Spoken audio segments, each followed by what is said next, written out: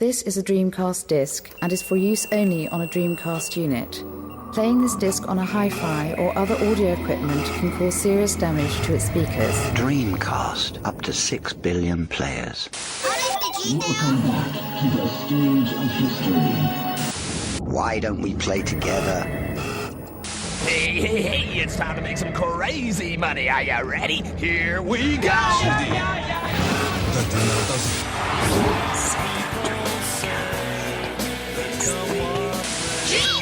Please stop this disc now.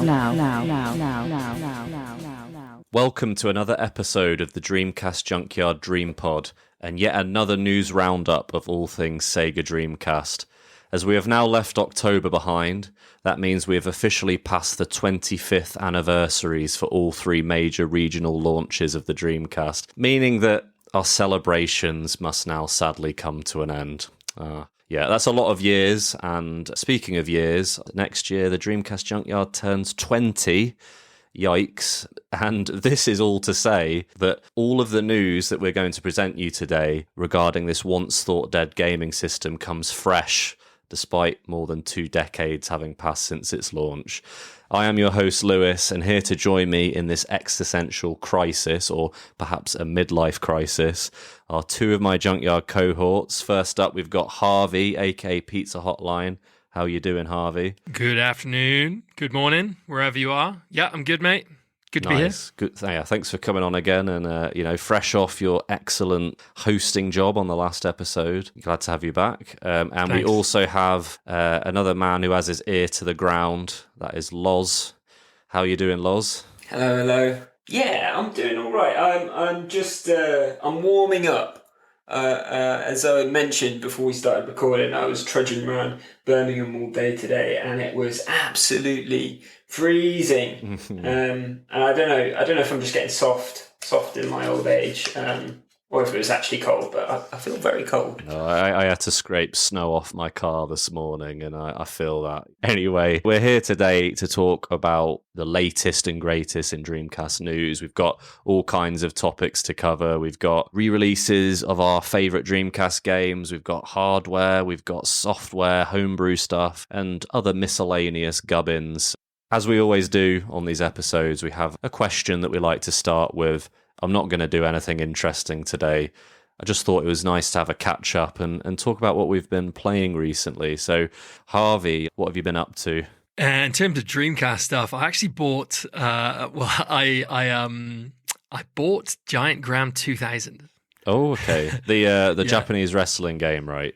That's the one. I'm not into wrestling normally, but I like buying crazy games, and it's quite like apparently a bit of a mad one. I've been watching some footage of it online, and it's just quite good looking. It's quite an interesting game. It's quite good looking. It's obviously all in Japanese, so I don't really understand what's going on, but it's quite a novel game, and I bought it to play with my girlfriend because she loves crazy things like that.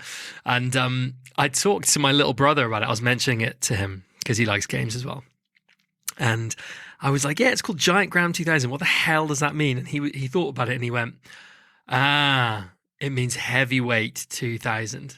Like heavyweight champion. Yes. Year 2000 is probably when it came out.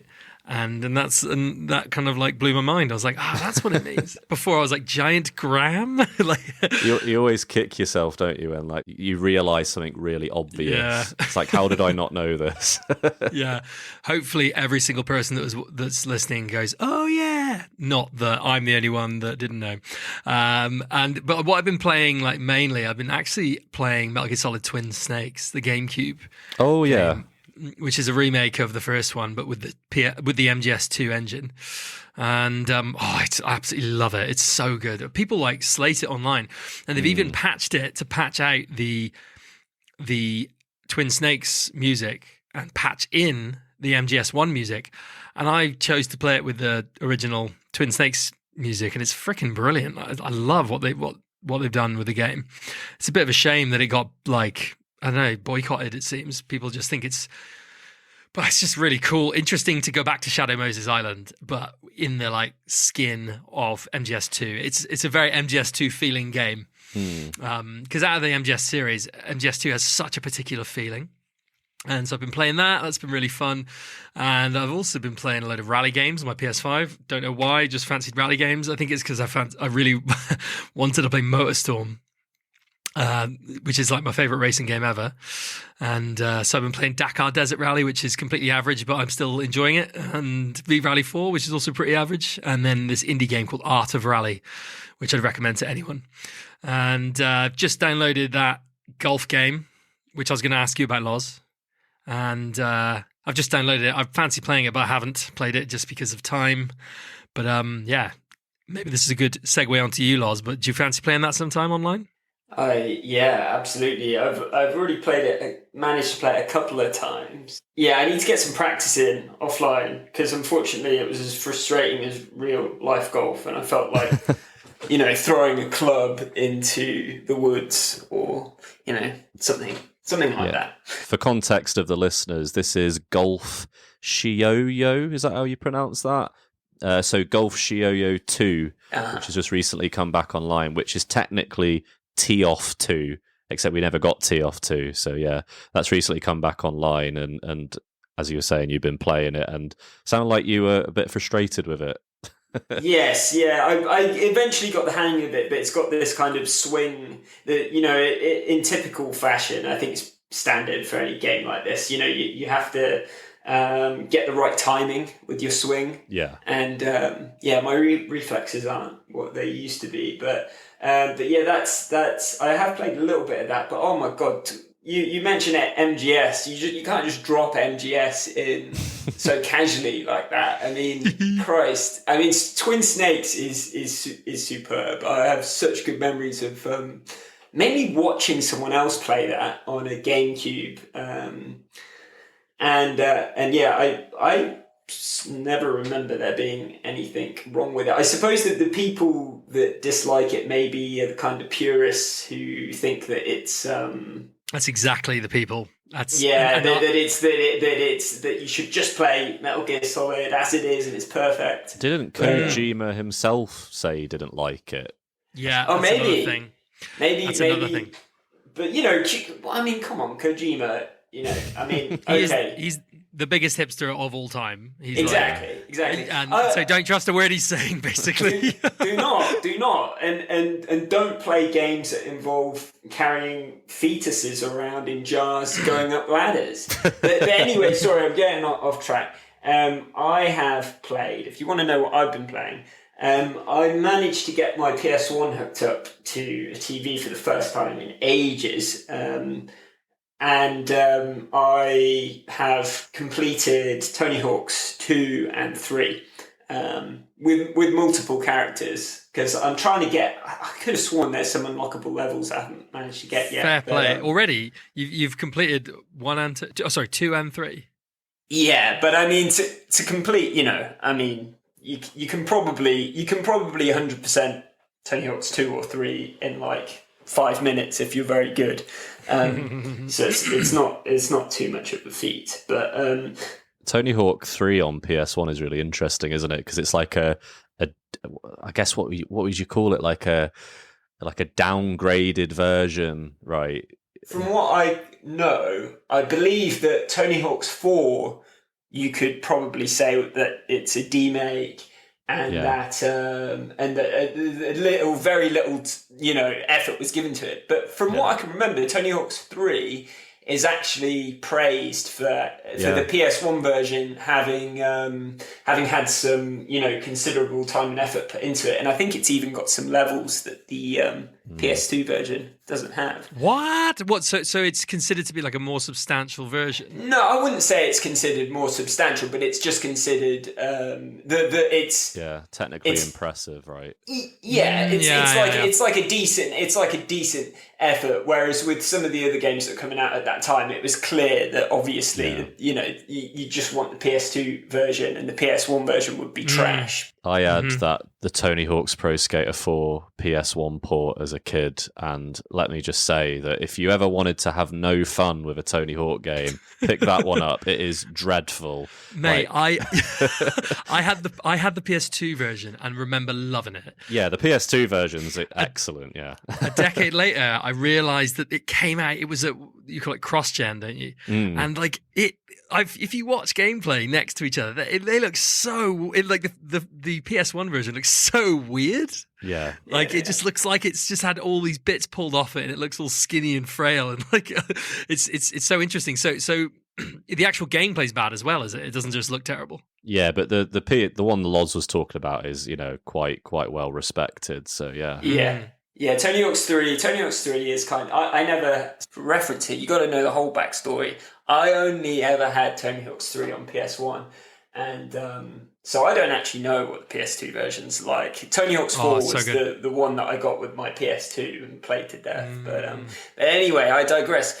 Lewis, the listeners must hear what you've been playing as well. They must. Yeah.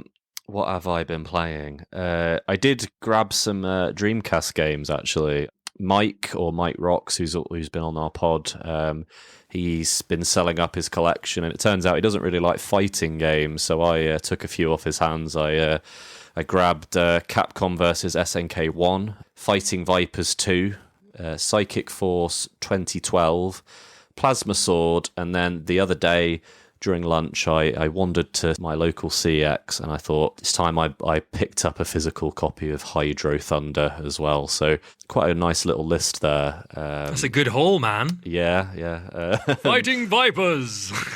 I've always been intrigued by it. I've played a little bit of it, but I've always been intrigued because, you know, obviously Fighting Vipers was quite a significant game on Saturn, and then one of those few Dreamcast games that, you know, is a sequel to a Saturn game. You know, there isn't as many as you'd think, surprisingly. They really did kind of go all out with like the new IPs, didn't they, on the Dreamcast? So yeah, I am intrigued to play that some more. And then speaking of Saturn, I also grabbed the game Toriko, which is known as Lunacy in America, which is like a weird FMV game, a bit like D, possibly, if you were to compare it to something. It's one of those games where you're moving around, but it's all pre-rendered footage. Yeah, it's got a nice vibe, that game. And then on the way, I actually have Zero Gunner 2 and Taco no Marine, because Harvey, you mentioned Zero Gunner 2, and then Don mentioned Taco no Marine. So I was like, I need to get these games. And obviously, you're not the first person who's mentioned Zero Gunner 2, so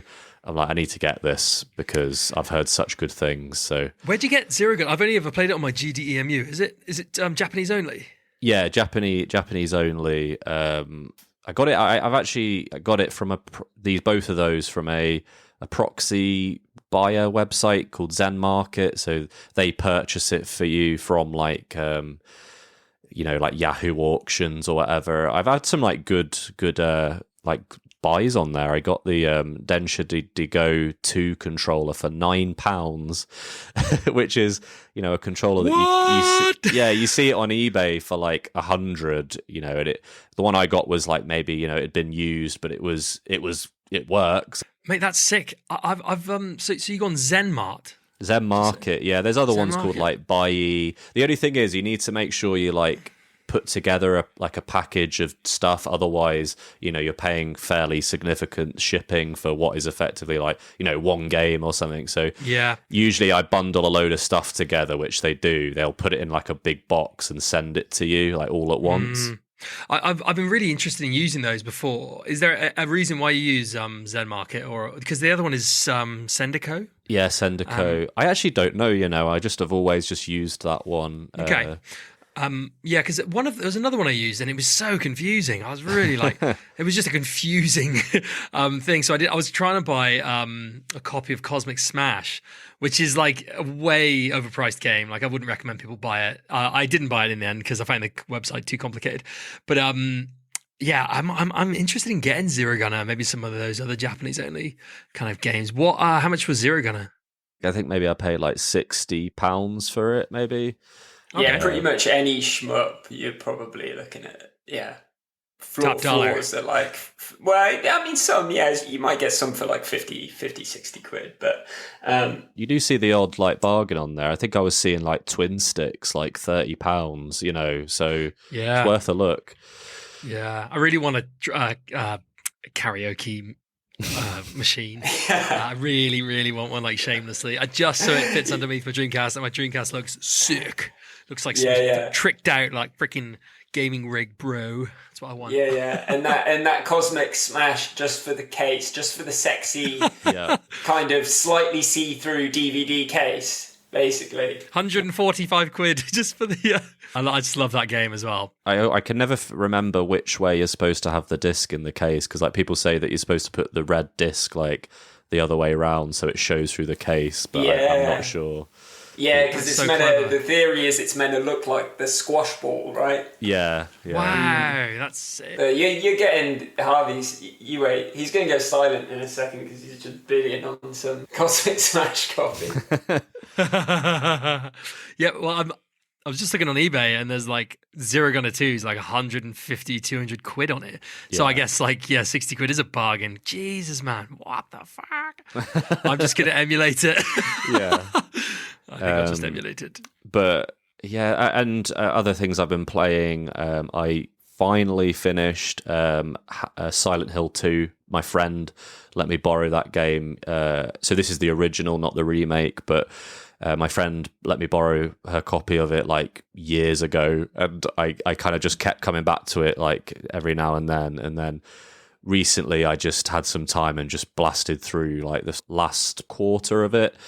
And what I want to say about that game is, being a newer player to it, is everyone is correct about that game. Like, it's a game where you play it and you just can't stop thinking about it weeks after. And yeah, it really did have an effect on me. It is an excellent game. And and I still need to play the remake, but I will at some point. Yeah, have you guys played Silent Hill 2 before? No.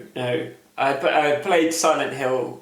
I remember playing Silent Hill 1 at a friend's house, and it was too scary. I was put off. It is pretty creepy. That's a bit more like, I was a bit like that as well. I didn't play it because I just found it way too scary, and never kind of got away from all those scary games when I was younger. But after the remakes come out of Silent Hill 2, I've just been so curious.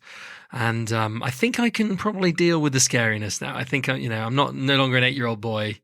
I'm 9 now, almost 10, so I could probably deal with that. Yeah. Today I found out that you're both wusses.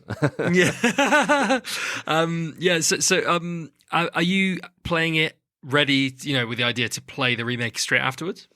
Yeah, I think that was my thought. I thought like I wanted to experience the original like without the kind of remake brain. So I kind of wanted to just experience it like, as it was supposed to be experienced originally. And I had a bit of a Silent Hill streak after that. So I actually played the first game and completed that as well.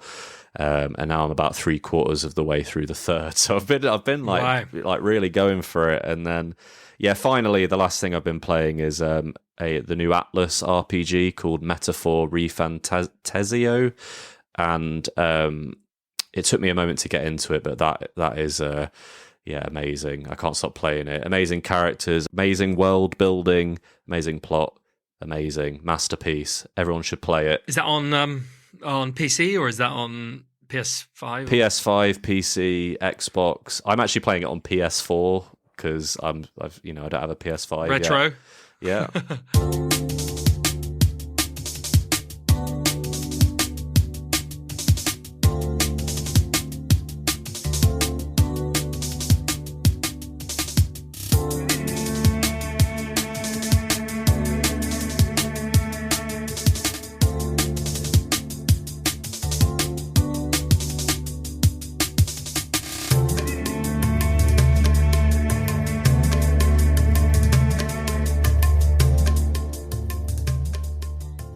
That's enough about what we've been playing. Modern consoles, boo. Let's get into the Dreamcast. Specifically, actually, our website, the Dreamcast Junkyard. So we do have a little bit here to talk about with the Dreamcast Junkyard first. So, Lozz, I've put here, Lozz can take the lead on this. No pressure. Oh dear. Yes, so some of you listening may have already heard about these news pieces, and if you have, I apologise, you can always skip ahead. But it's important that we plug this. The Junkyard has recently launched a Patreon, and the reason that we've done that is pretty straightforward. We are a non-profit organisation. We're ad-free, independent. Basically, the Junkyard has always been this DIY thing that a group of us have been pouring our time and efforts into, but there are some operating costs involved in running the Junkyard. Things like hosting the website, paying for the service we use to record this podcast. I think we also pay to host the podcast as well. Yeah. Basically, those of us that are running the Junkyard voluntarily, we just need some help shouldering those costs. None of us are super wealthy, not that I know of anyway. And, we're just regular schmucks working 9-to-5 jobs. And so basically we can't really afford to be covering the costs all the time by ourselves. So we've launched a Patreon. We're hoping to get just a handful of folks together to commit to small monthly donations. And I must stress, it can be very small. I mean, I've gone in for $1 a month. I don't know why it's $1 a month for me, given that I live in the UK, but there you go. It's $1 a month. So if we can achieve our goal, which is about £32.50 a month, then we're golden, and the Junkyard can continue in its current glorious form, where we're putting out articles. Most months we might put out a couple of articles, we might put out a pod, maybe even 2.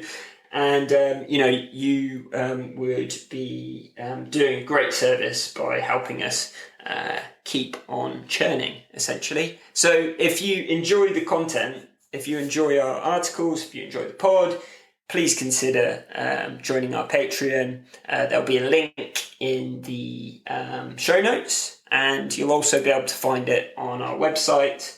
And yes, we will be very, very thankful. And in fact, we'll be giving some thanks at the end of this podcast, I believe. Yes. And just to interject there, another way you can help us with the running costs is our merch. Tom has a merch store on Redbubble that has some of that classic Dreamcast Junkyard merch, the kind that cool people wear to conventions. So you can go get that. And obviously that will go toward the running costs as well. But also we thought it was high time to refresh the merch and get some new designs. And to do that, we teamed up with one of my favourite SEGA community artists, a chap known as Kopke, who has a design studio called From Ashes to Fire.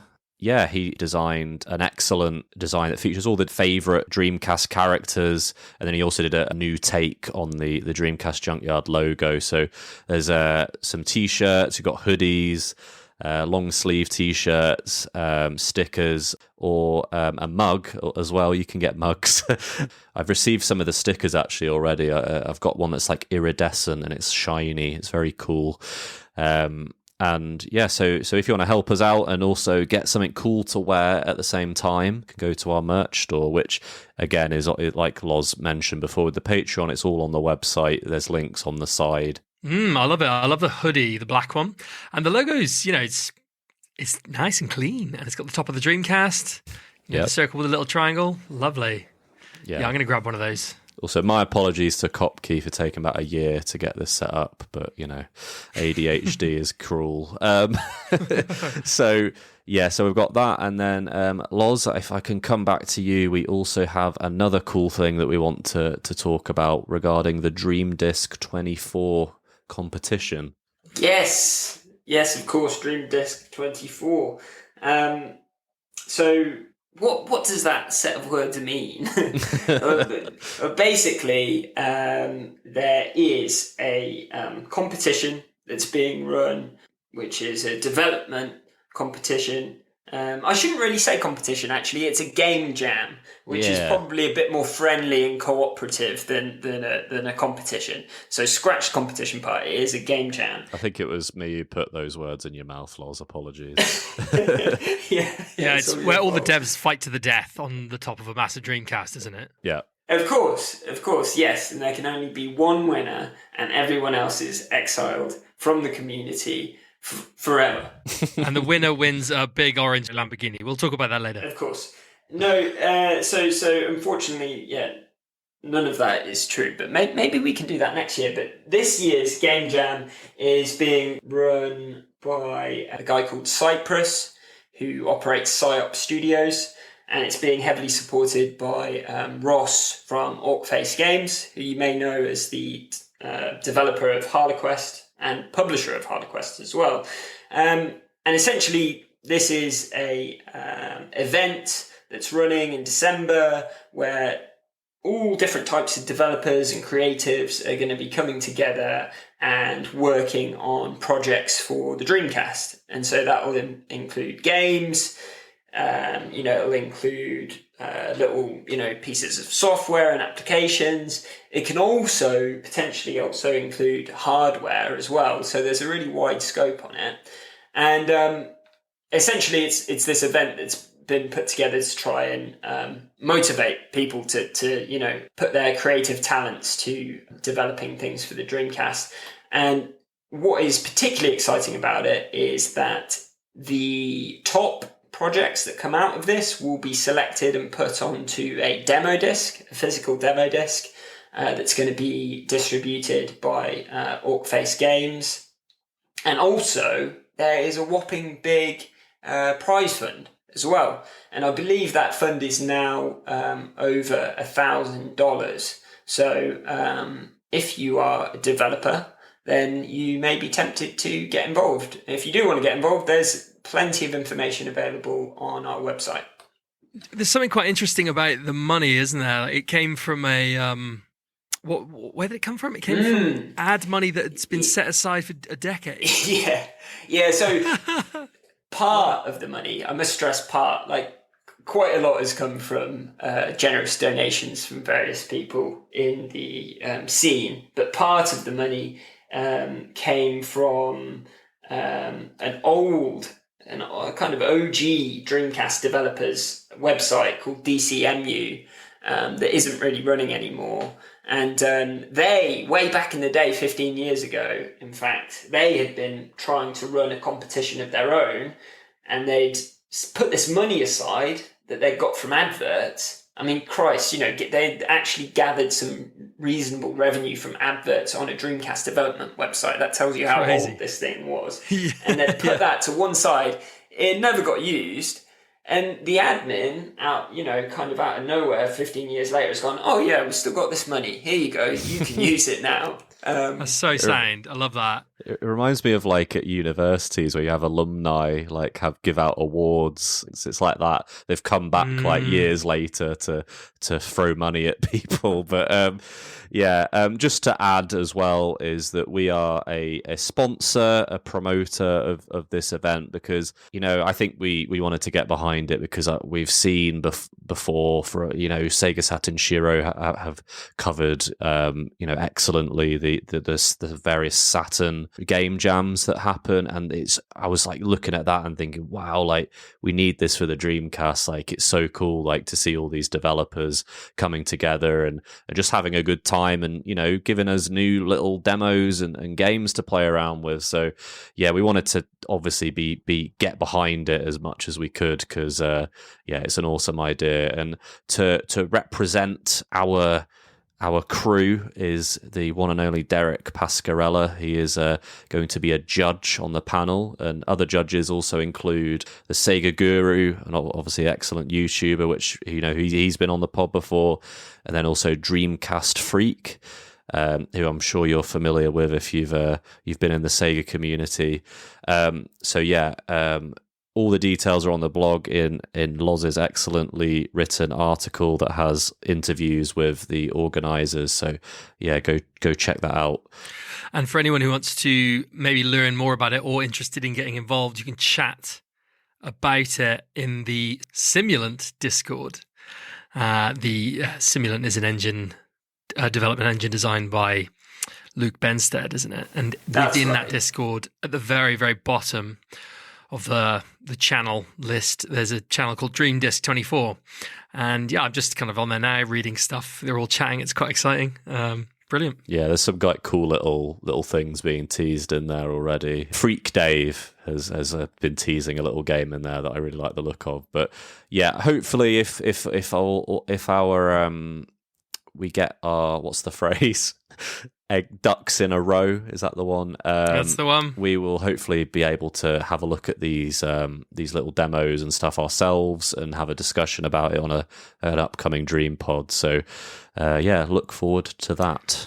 That would be loads of fun, definitely.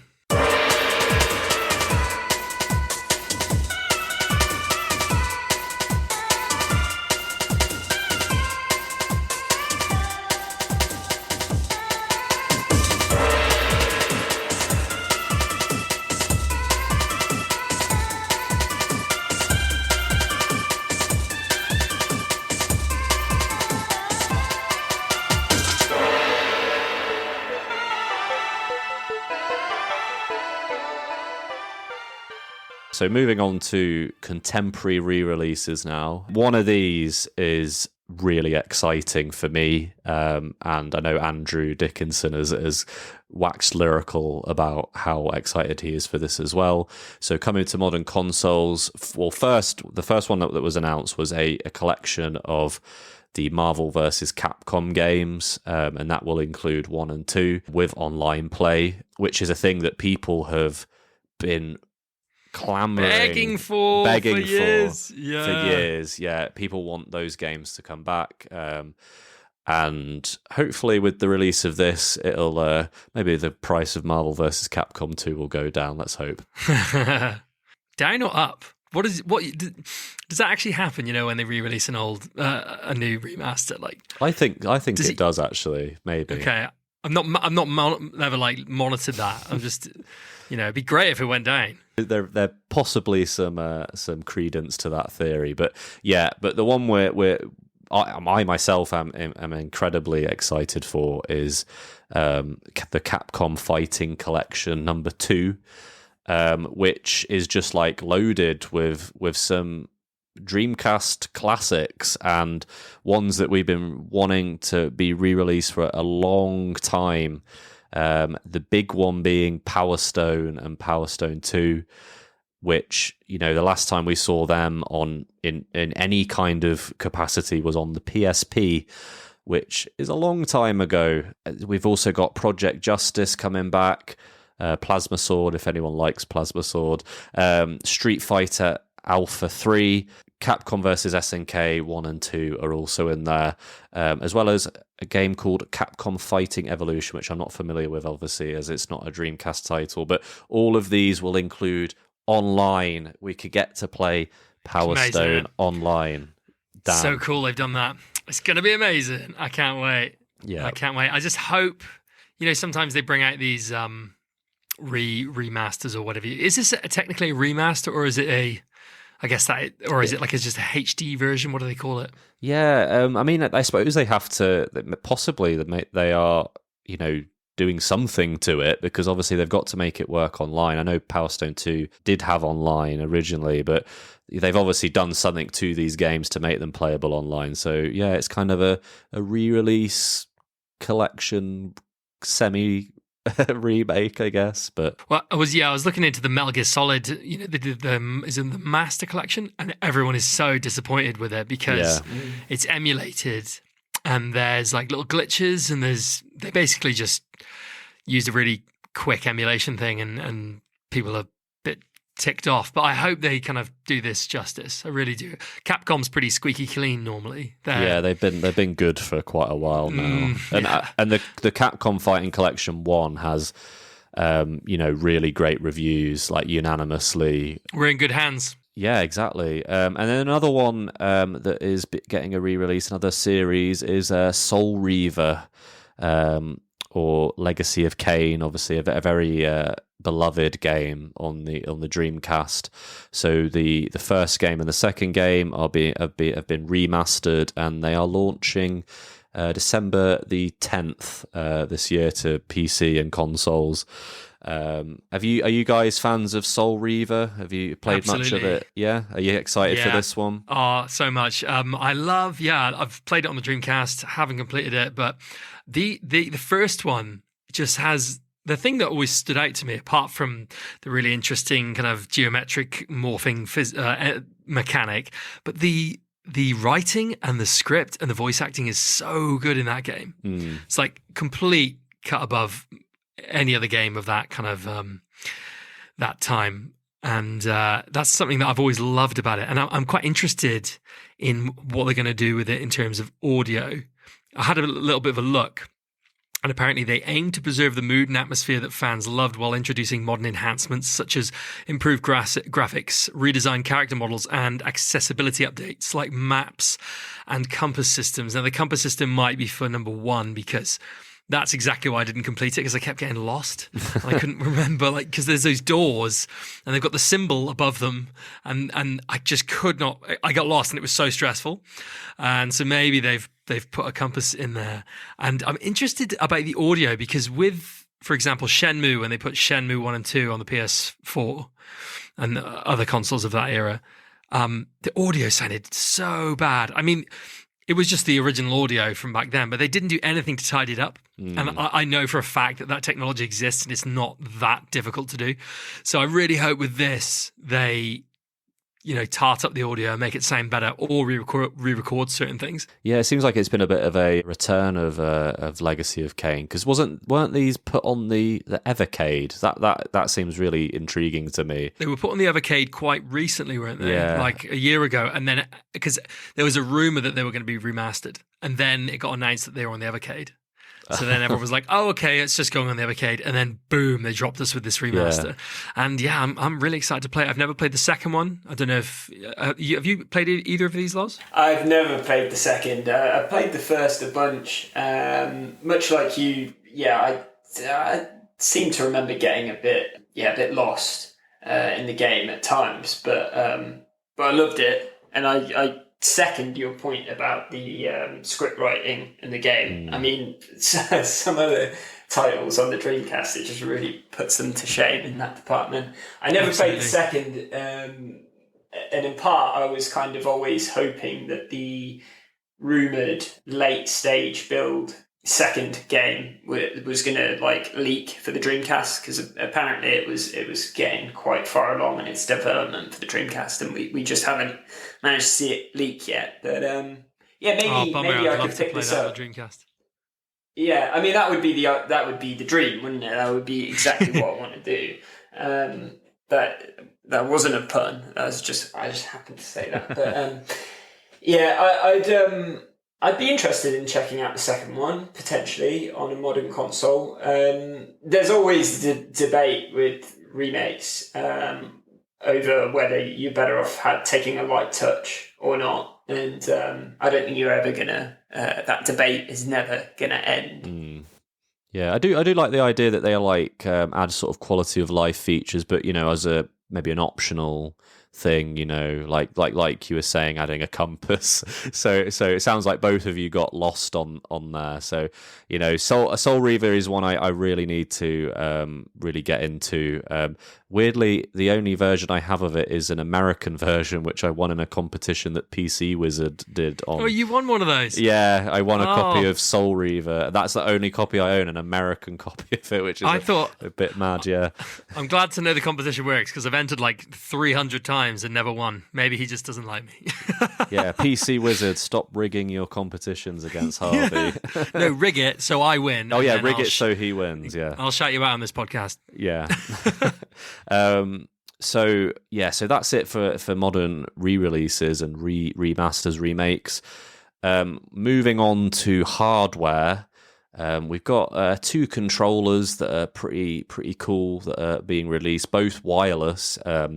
And the first is another new controller from Retro Fighters, and we've discussed Retro Fighters before. They previously released the Striker DC, which was a wired, kind of modern-looking Dreamcast controller. Looks quite like kind of an Xbox-style controller. The original Striker DC had quite a lot of unfortunate issues, triggers breaking, and then they re-released it as a wireless version, and everyone didn't seem to have issues with that one. Yeah, just to clarify, the Striker DC wireless version was, I've had I've been using one of those for quite a while, and I've not ran into any of those same issues that people were reporting with the first. Yeah, I've got one.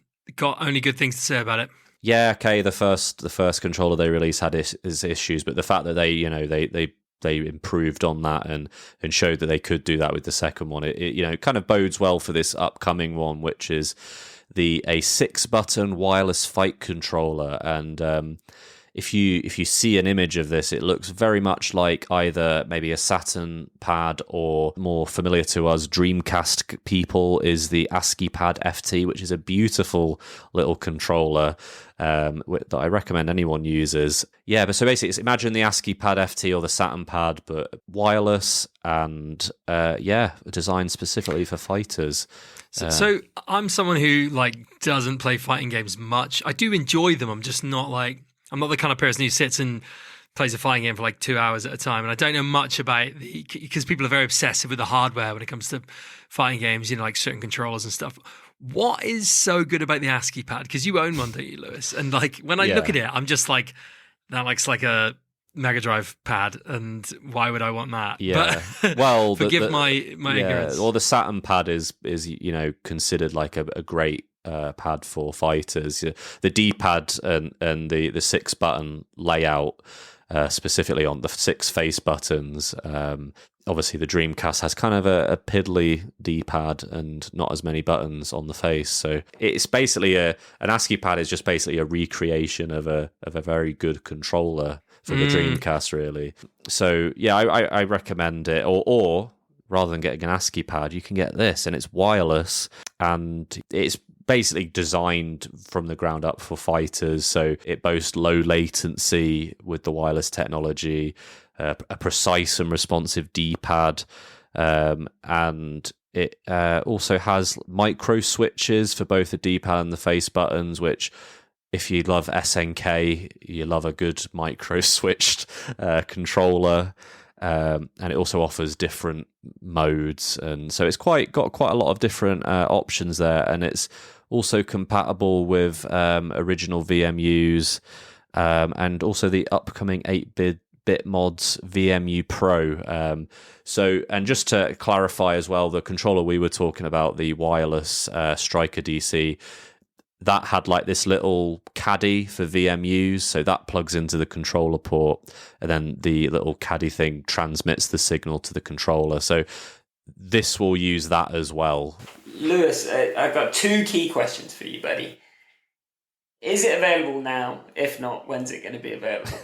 Two, have they set a price for this bad boy? Yeah, so the price is $49.99, which is about £38, and it is expected to release in 2025. So yeah, look out for this one. Yeah, I totally loved their previous one, the wireless one. Love it.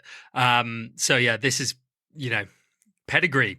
The only thing is that little caddy for the wireless Retro Fighters one, don't think it works with the x4 memory cards. This controller says it on their website. It says it's compatible with the 4x. So unless they're doing a new version of it, I'm not sure. Maybe I need to update firmware. Can I do that? Yeah, I'll check out. Yeah, cool. I don't own a 4x, so I'm not entirely sure. Yeah, I need to check that out because I put it in, it didn't work. Yeah, interesting. And this isn't on the news, but there's another company. Is it 8-bit Mods making a VMU? Yeah, the VMU Pro. Yeah, that is. What do we know about that? Is that because I haven't looked that up at all? I'm really interested in it. I think it's relatively there's not all that much known about it as far as I'm aware, but it is. 8-bit Mods are obviously quite a big company, so people are looking forward to it. VMU Pro will use a color screen and play MP3 files. So there you go. It's basically an iPhone. Yes. With it. That's crazy. Okay, interesting. I'm still waiting for my VM2. Can't wait for it to come. I think mostly at the moment it's a lot of teasing, in the videos that they're showing off 8-bit Mods. It's all, it's not even in the shell. It's just a lot of, prototype kind of looking stuff. Also, you can play Doom on it, apparently. So there you go. What can't you play Doom on? Exactly. And then next up we have the Dreamcon S controller, which is an update on a previous concept by Chris Dioglu or DreamMods. You may be familiar with Chris's work from the Dreamcon Plus and the Dreamcast VM2.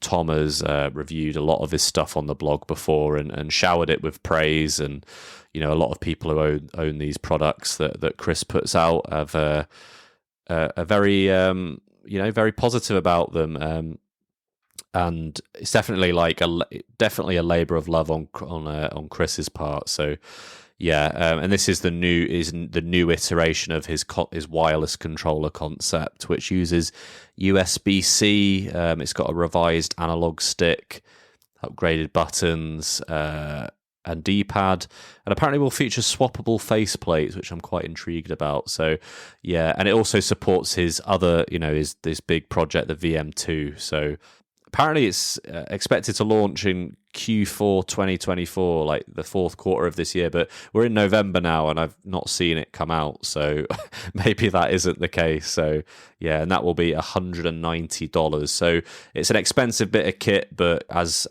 we've said before on podcasts, he puts out great products, so you're kind of paying for the quality and the craftsmanship in that regard. Yeah, this one's interesting because the previous one he did, did he just have like a pile of old controllers that he modded, or did you send yours in and he modded that with new? Yeah, I believe insides? So.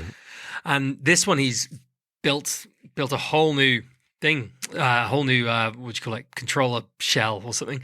And the updated joystick's very, very cool. And I hope the D-pad's better than the Dreamcast one, because the Dreamcast D-pad sucks. And you heard it here first. And it just looks nice with the USB port, and very interested in this. And apparently the VM2 is amazing. So you still not got yours? Oh. No, I'm like, it's a bit of a joke now. It's like, did I order it like 2 years ago or 1.5 years ago?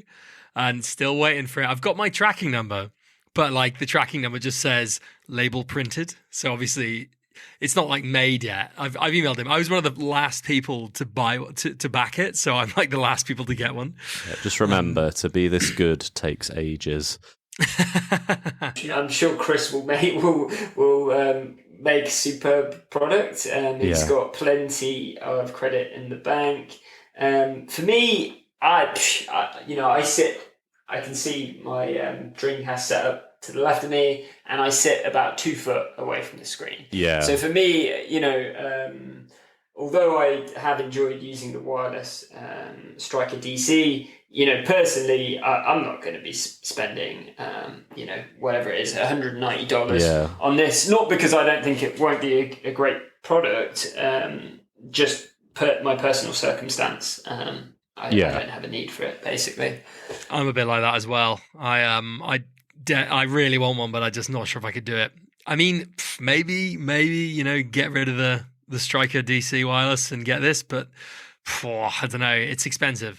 Yeah, and it's also a lot of people complain about the form factor of the controller. So to just change the analog stick as far as like usability and comfort, to just change the analog stick, but then keep like the similar form factor seems a little bit like I can understand why people would go for something like the Retro Fighters controllers, because that's like a complete redesign that tries to make the wings of the controller stab your hands less. That's exactly what I'm thinking. When I look at it and I see, forgive my terminology, but like when you grip a controller, like the bits on the back are like the arse cheeks. We need some good arse cheeks to hold on to, and the Dreamcast ones are really skinny. If holding the Dreamcast controller is uncomfortable for you, which I hear a lot of people say, the only reason is that you have not been holding it for long enough, over years and years and years, to the point that your hands become molded to it. That's the real answer. Yeah, like when guitar players get like calluses. You need the Dreamcast calluses on your hands. I need to earn my stripes. Yeah, you need to look like the way like Barbie dolls' hands look, angled. So just to clarify, the Dreamcon, as far as I'm aware, is the only, third-party Dreamcast controller that is wireless, but also actually allows you to put the VMU in the controller. All the other ones from, Retrobit, Retro Fighters, and other companies, they all have like a little VMU caddy thing, like I mentioned before. So, when you're paying the money for this, you're paying for the engineering that allows you to effectively have the VMU in the controller. It seems like quite a simple thing, but it takes a lot to have this work with a wireless controller. But yeah, so that's all for controllers for now anyway. And we're moving on to something that you alluded to, Harvey, which is just like nuts. This is Super Sega, which is an FPGA device. And to be honest, I don't really know what the hell an FPGA is. Video Game Esoterica makes videos about it all the time. I know that people say it's good. Yeah, I've got a quote here. FPGA console cores emulate hardware down to the circuit level, so they are apparently far more accurate than, traditional emulators. The most popular one, which I'm sure you've heard the name of, is Mr. FPGA. And so this thing was advertised called Super Sega, and it was basically touted as this FPGA console that can play all Sega systems except 32X. I mean, who cares anyway? But people were skeptical.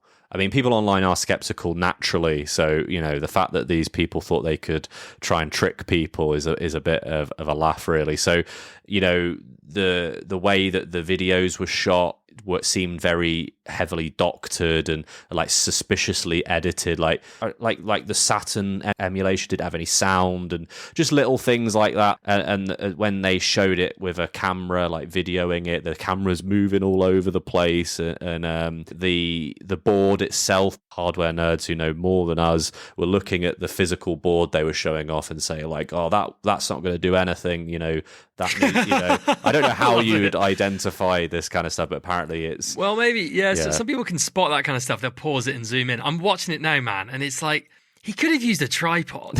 he's holding the bloody camera, and he's moving around, pressing buttons and stuff like that. It does look dodgy, but it's weird because if is this a confirmed scam? It stinks of scam.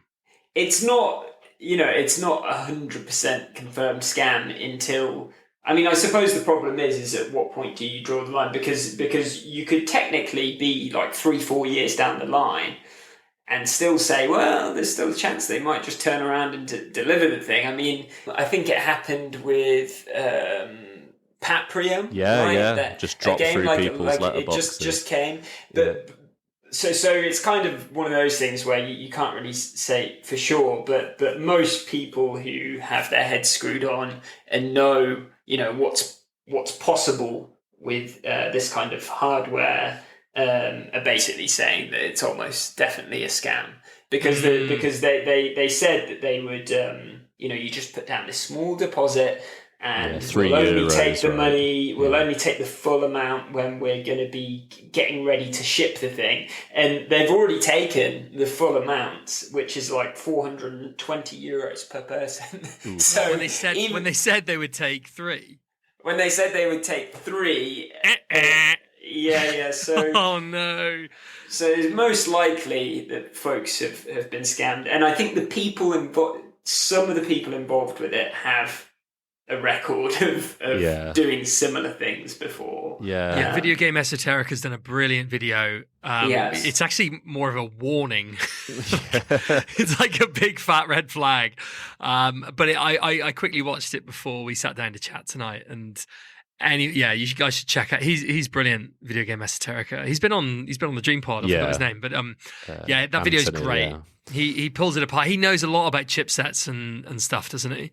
And PCBs. So great. Thank you, Video Game Esoterica, for raising awareness of the Sega scam. That's where I found out that these people, like Lozz was saying, they have previous record. Apparently, these developers had a previous project called Cinemartin, which was an 8K camera.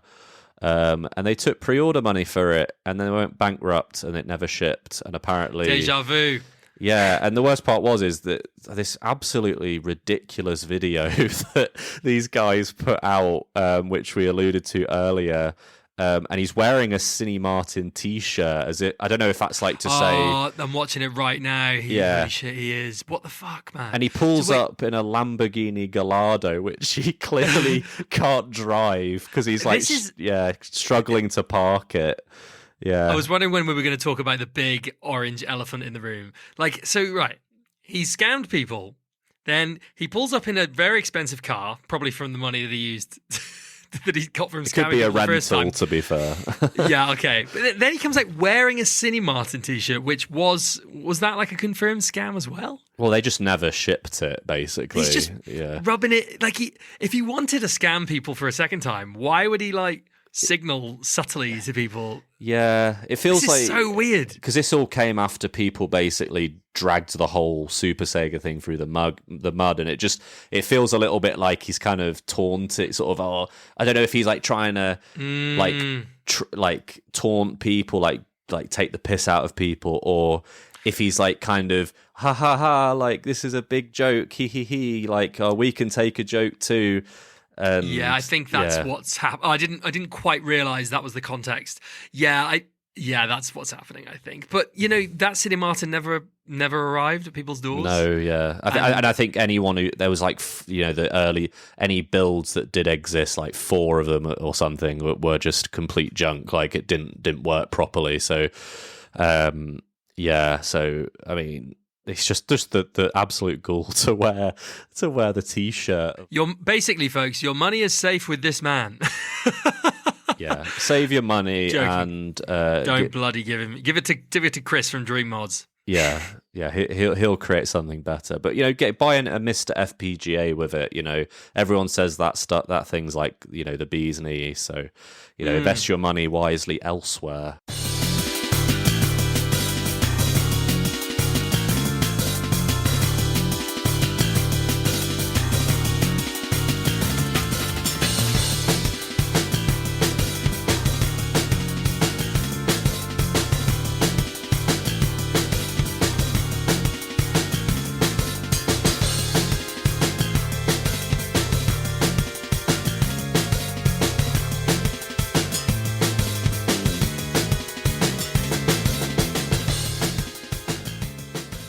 So we're moving away from hardware and onto software now. We've got a lot of homebrew stuff to cover. So a couple of quick fire releases. We've got Captain Barrel from Neo Byte Force.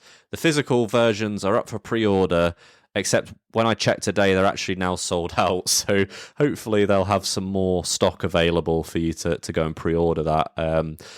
And also Retro Summers, they have Soviet Borgs, which is a game they're bringing out. So that will be on the Mega Drive and also the Dreamcast. And the Dreamcast version will have visual and audio enhancements. Tom has once again risen from his coffin to write an article, an interview, and that he will be putting on the blog. So check that out. Ooh, that's cool.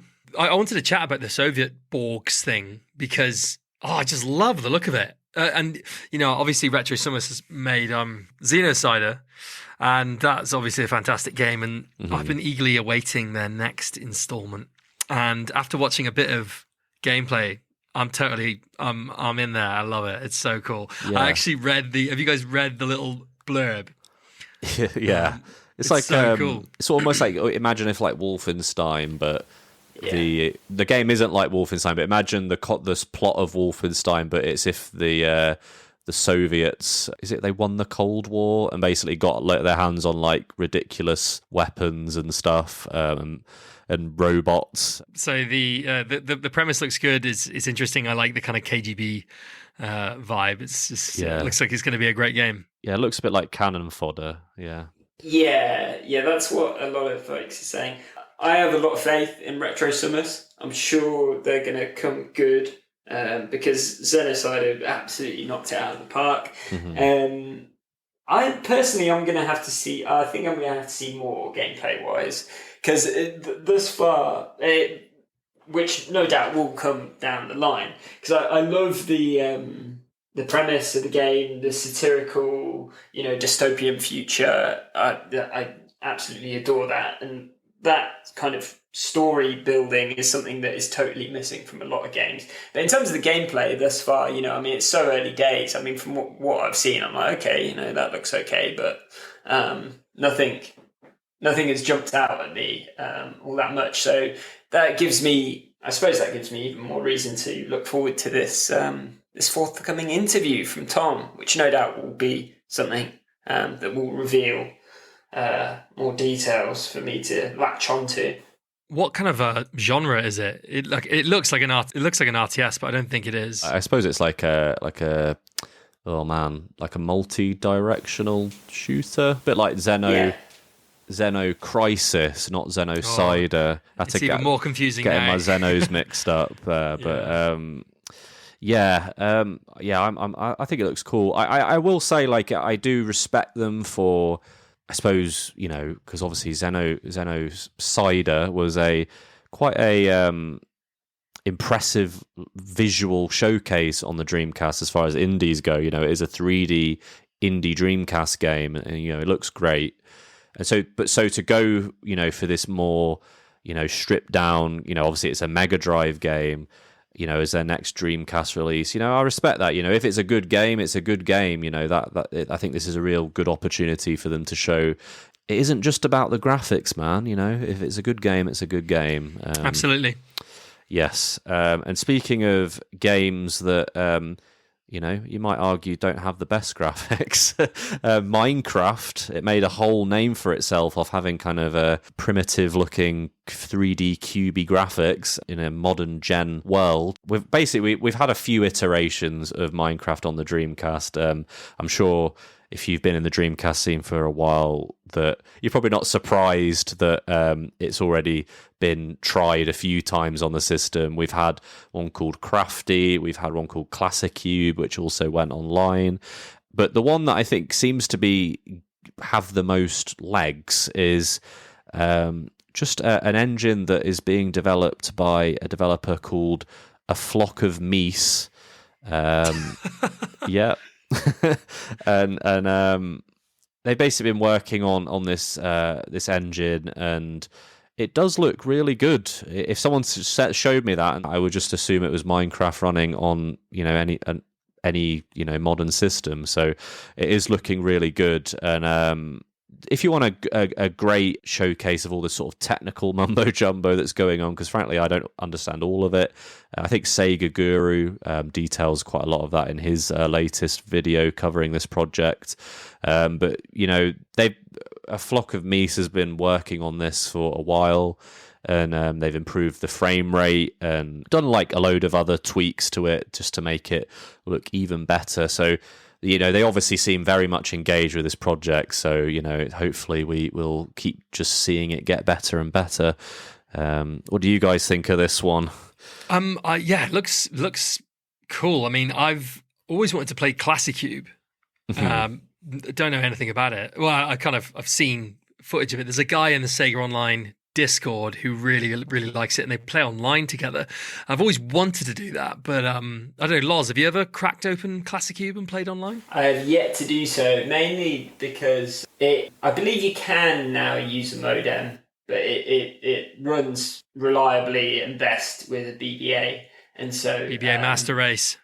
yeah. So, and I haven't. I could buy it and travel a very long cable, but I haven't been able to.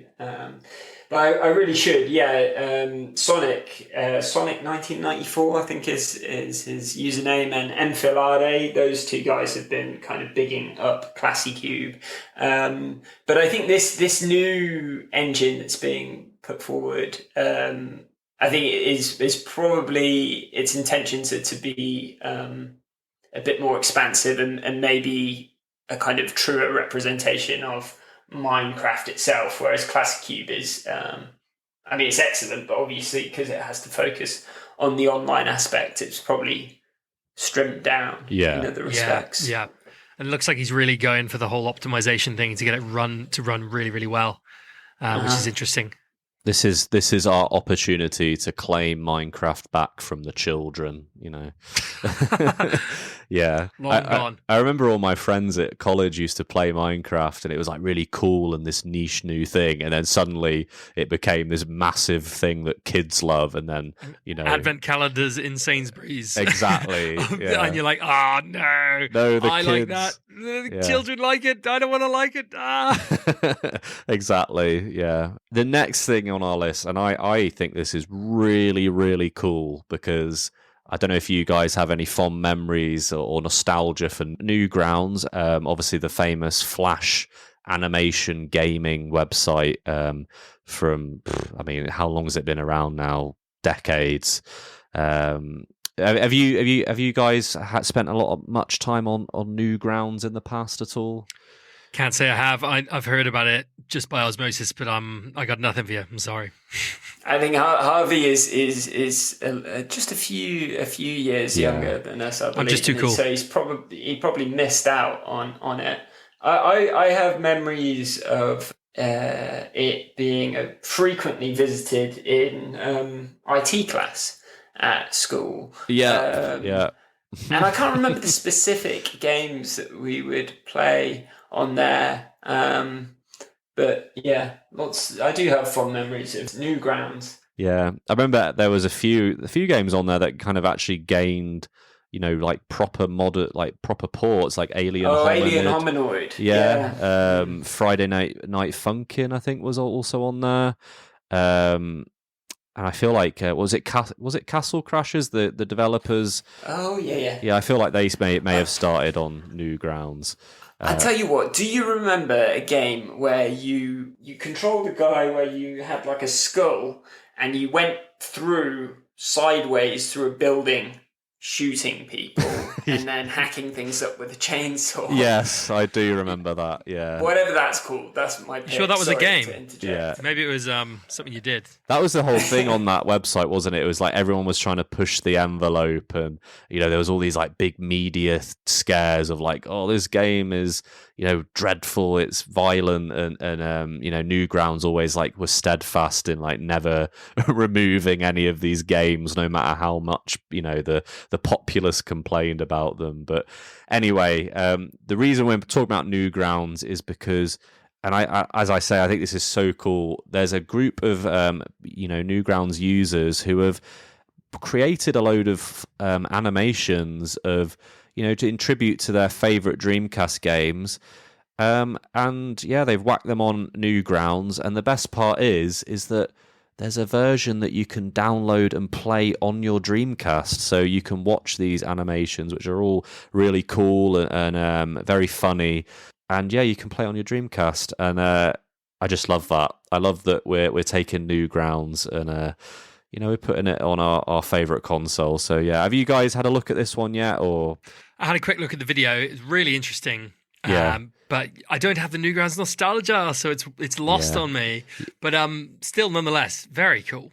Yeah, I think to be fair, even if you're not, I don't remember Newgrounds that much. Obviously, it's something that you can appreciate just from a, it's something a little bit different, isn't it? It's rather than obviously we all love a good homebrew game, but it's these people have made these animations and put them on the Dreamcast. I love that. So yeah, so you can obviously get that on Newgrounds and download it there. So yeah, we've got a few more things here. So the next thing we've got now is a tool, and one that I am surprised never existed until now.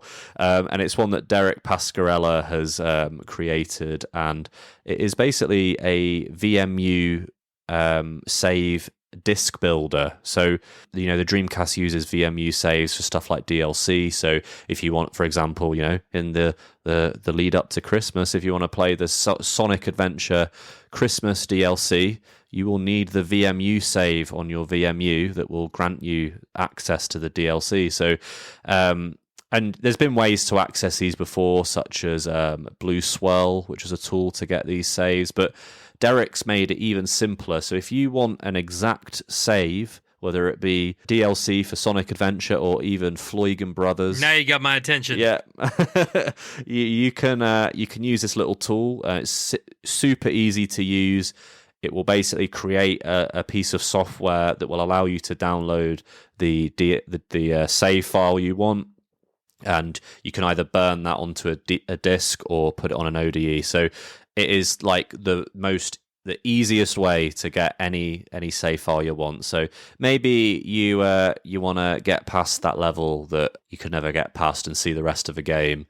Get yourself a save file and go see that. I can't quite get my head around what's happening here. It will make a CDI you can burn to a disk, and then you put the disk in, and then you can drop the save from the disk onto the VMU. Yeah, so it basically uses the Dream. Is it Dream Explorer browser? I can't remember what the name of it now. Yes. It basically creates a page that has a link to download it. Derek's used this before. Oh, I see. Yeah. I see. And then you can use the internet on your Dreamcast. You don't even need to do that. It just boots as a piece of software with it's local. Yeah, he's used it before for his translations. So like when we put together Nakaruru, there was like a bonus disc and it had like little extras on it. And he's done it. He's done it quite a few times. Where the thing is, when he puts a game together, translation of a game together, he wants people to see everything. So what he does is he tends to put like a 100% complete save as a downloadable option through this method. That you can get and put on your VMU. So he's used it before, and he's obviously just kind of retooled it, and now it's just a very easy way to transfer saves from your computer to your VMU. So there you go, check that out. Very cool. And then next up, I'm going to let you take the reign on this, Harvey, as you are Pizza Hotline. That's me. Finally, something I can understand. A pizza. So was it like 6 months ago we heard from, when was this, Lewis? It was a long time ago. We heard from this guy called Deluxe on Discord, and he posted on Discord saying something like, holy fuck, I've just ordered a pizza from using my Dreamcast. And everyone was like, what? Say what? So I like DM'd him and I was like, tell me more. And he used, is it a web rendering proxy that basically it allows the Dreamcast to access any website? Because not many people have surfed the web these days on their Dreamcast. But if you have, like me and a few other people here may have, most websites won't load.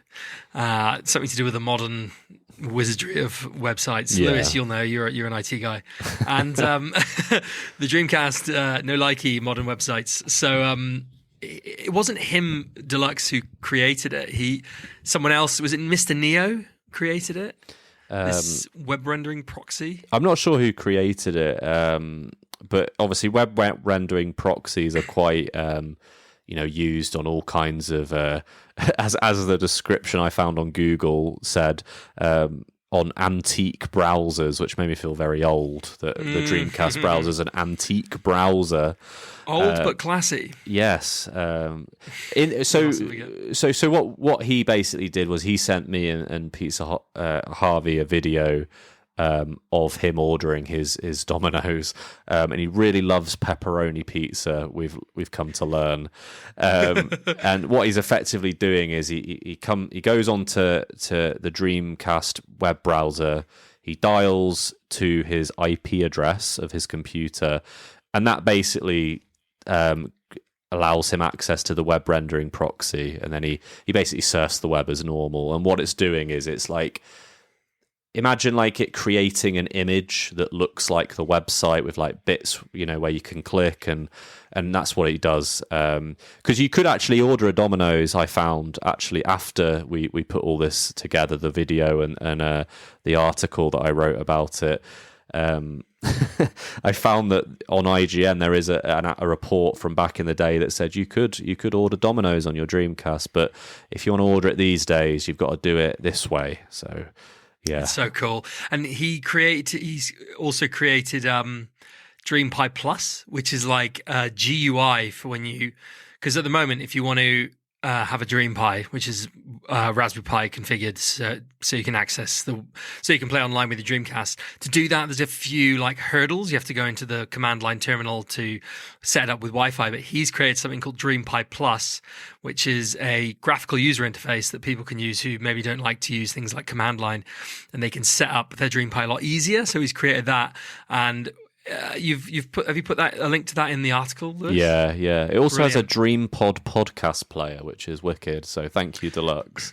So if you want to order a pizza, if you want to, set up your DreamPod and you've been too worried about it up till now because you're a technophobe, which some of us are, and you want to listen to the Dreamcast Junkyard DreamPod on your Dreamcast, then or on your Dream Pi, then this is the thing to get. We'll leave a link to the article in the show notes, which has links to the DC Talk threads that have all the information on it. Yeah. But he's going to update DreamPod Plus as he's going, and I think what we'll do is when he creates maybe a new version that's maybe a bit more accessible, then we'll put an article about it or talk about it on the next news pod. Yep. But basically, pizza from your Dreamcast, that's thumbs up from me. Yeah, a lot of people were quite had their minds blown when we put up his footage on our YouTube channel. It takes like 15 minutes for him to get the order through. It's amazing how long it takes. I mean, to be fair, that's the quick version.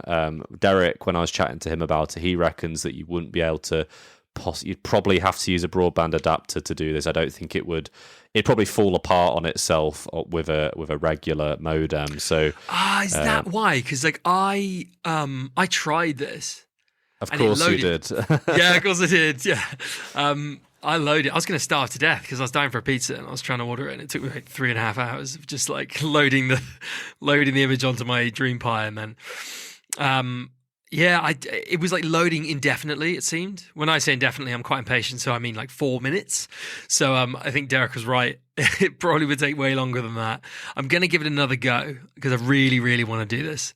But yeah, you should give it a go, guys. Yeah, and in other news, we mentioned it when we were chatting about what we've played recently. Golf Shiou 2, aka Tee-Off 2, is back online. Lozz, as you were saying, you've played this. Yeah, it's another success for Shoma. Shu.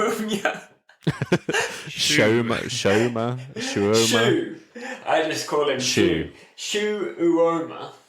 Shu, who has basically single-handedly brought back, a dozen or more games in recent years. He has dropped this one in the last couple of weeks.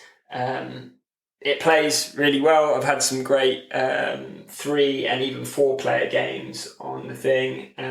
So yes, thanks to Shu, and we will put a link in the show notes to the excellent post by PC Wizard on his website, Dreamcast Live, all about this game. Yeah.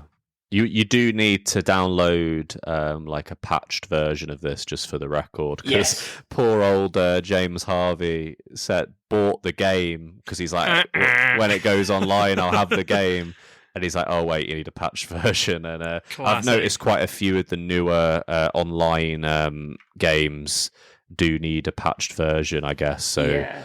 But whatever makes it happen, that's what's important. Yeah, I guess that they try their best to make the original ROM work, but maybe sometimes they're just like, we just can't do it. It's too hard. Yeah. The good thing is you don't have to go looking on loads of dodgy websites, or have to have at least 5 posts to get to the super secret section at DC Talk, because if you go to Dreamcast Live, PC Wizard puts this game and others that need patches, such as Sega Tetris, he puts them up there in his download section. Oh, I didn't know that needed patch, and I bought that as well. That happened to me.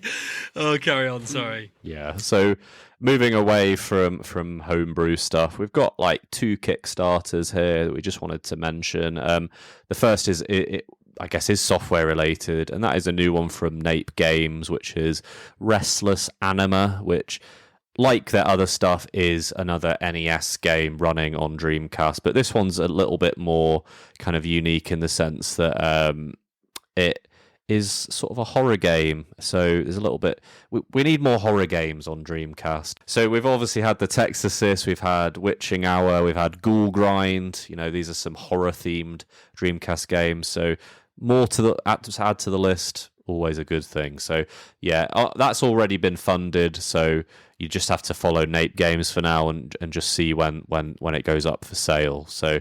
and knowing them, it'll probably end up on like an Evercade collection or something as well, if you want to play it that way. They made Super Camber, didn't they? Yes. I believe they have a few games that are still, waiting to be put out. So there was one that came out quite a few years ago now that obviously they're working on it and they have delivered games in the past, but I think they've literally got 3 still in the pipeline that have been kickstarted. So yeah, let's see those come out, guys. Anyway, so and then finally on the Kickstarter front, I saw this on Indiegogo and I thought it was just really cool. Basically, an artist called Brendan Swan from the US he's making an encyclopedia that has artwork and information about all of the North American Dreamcast games, and he's got a lot of previews of it on the Indiegogo page, and he has a very cool kind of like anime sort of felt tip kind of look to his artwork, and I just think it's really cool to see fan art of games that you might not really see fan art of. So I'm really looking forward to the Spirit of Speed page. Let's get ourselves some Seventh Cross in there. I mean, I can see. I can see Elemental Gimmick Gear. Really awesome picture actually on the Indiegogo. He's got Garou, Mark of the Wolves, Super Magnetic Neo. Oh my God, he's gone and done Floygan Brothers. There it is. Yeah, so I'm looking forward to this, and this isn't just art. It is supposed to be kind of a compendium of the games, that were released in North America, catalogued, and it's another great coffee table book. So I haven't backed this yet, but it's still available to back, and then it's estimated to ship in December. So I'm gonna grab this, I think. Oh my God, 18-wheeler fan art, mate. I love it. Good. Yeah, we need. There's so many games that I could think of, like obscure North American Dreamcast games that I'm just like, I can't wait to see. That as like Illbleed would be awesome. Trigger fan art. Yeah. I'm looking for him. Oh, Zombie Revenge. That's a cool one. There's a good Dynamite Cop one. There's a really good Dynamite Cop one. Obviously it gives us a break from all the barrage of Sonic fan art that litters the internet and makes our eyes bleed. Anyway.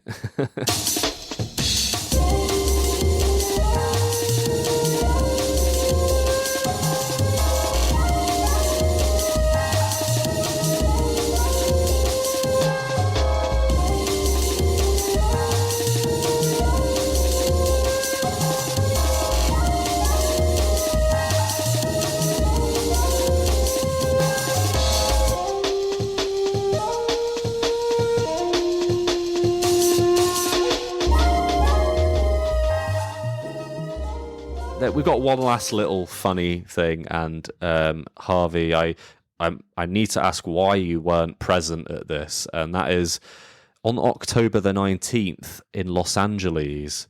There was a Dreamcast rave, and I was why wondering, wasn't I present? Yeah, why weren't you DJing, dude? Yeah. The private jet, it ran out of fuel and it was stuck on the runway. I know. Yeah. So you're the secret millionaire amongst us. Okay. Yeah, exactly. Yeah. My orange Lamborghini, they wouldn't let it through customs, so I couldn't go to the gig. On the poster for the Dreamcast rave, they wrote, "It's time to correct the record. Welcome to the next level of Los Angeles rave culture. Dreamcast Rave, a DJ dance party dedicated to the ultimate gaming system." Isn't that so freaking cool? And then they've got another poster with a PS2 in a bin, and it says the wrong console won. Yeah. They've just posted a new event. It's called Zion, a Matrix themed DJ dance club theme experience. This is so fun. We're really going this is like early 2000s, aren't we? Yeah. Y2K, baby. Yeah, this is so Y2K. much fun. I would love to go to that. I'd love to go to the Matrix one. And obviously the Dreamcast one. I wonder what it was like. Do you think people were like playing tunes from Dreamcast games specifically? Or do you think they were a bunch of posers? I don't know. I hope there was a lot of Dreamcast fans there, and I hope that they played your remix of the DreamPod intro music. This is a Dreamcast disc. And I hope everyone got wasted. Yeah. Just like the Dreamcast would have wanted. Yeah. All I can imagine is the afters at like 7 a.m. with everyone playing Seaman or something similarly wacky. Playing Seaman or something else? Oh, yeah. Playing Seaman at like 7 in the morning, still awake after the rave. I think they'd probably be playing Seventh Cross, the last 3 people at the party. Yeah, Seaman would be like a mad game to play while like off your tits, right? So, yeah, I can imagine that.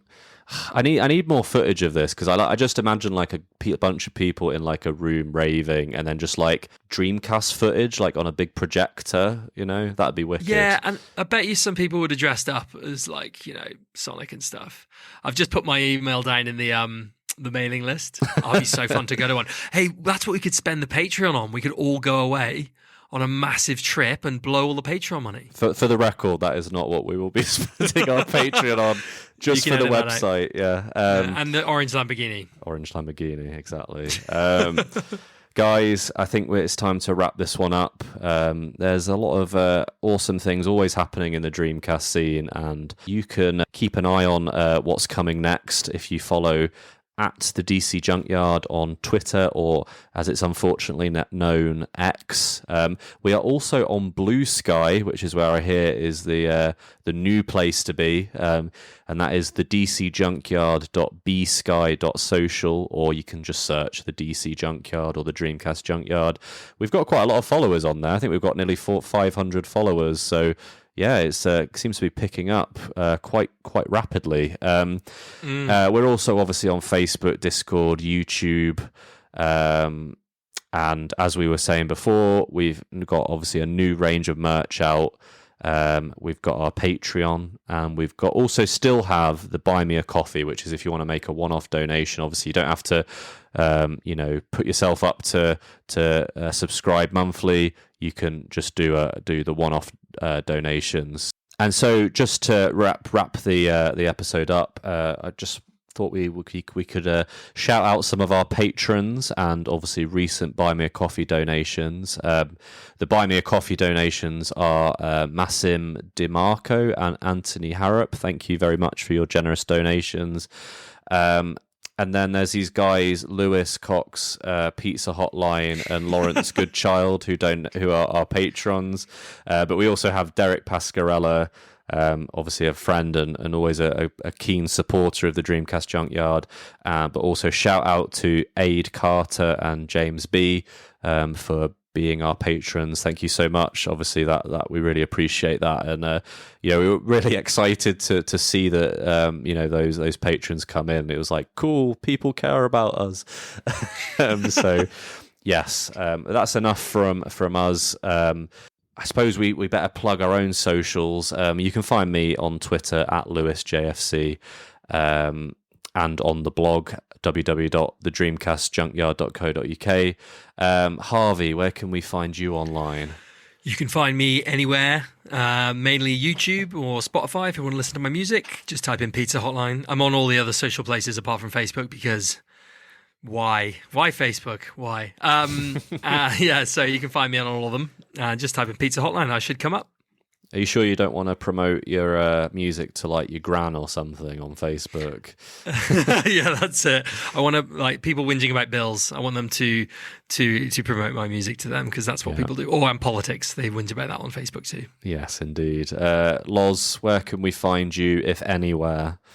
I've taken a bit of a break from social media, so all I would say is go to the dreamcastjunkyard.co.uk to purview my various scribblings about the Dreamcast, and also do check out do check out Pizza Hotline's music. That guy is It very is sick, good. yeah. And Polygon Island is the latest release, I believe.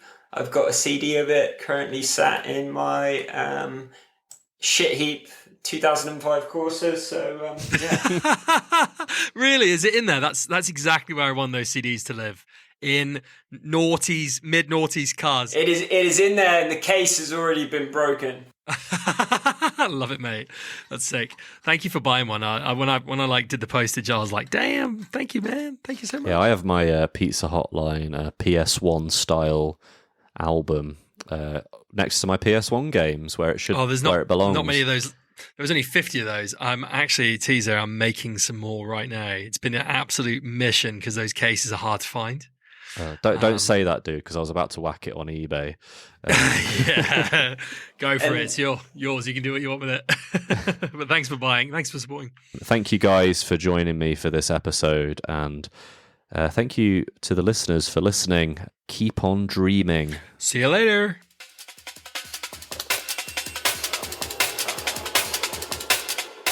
This is the Dreamcast disc.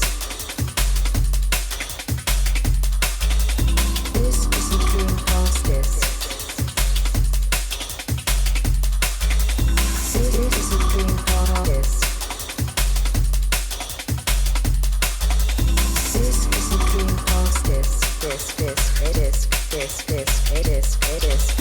And is for use only on a Dreamcast unit. Playing this disc on a hi-fi or other audio equipment can cause serious damage to its speakers. Please stop this disc now.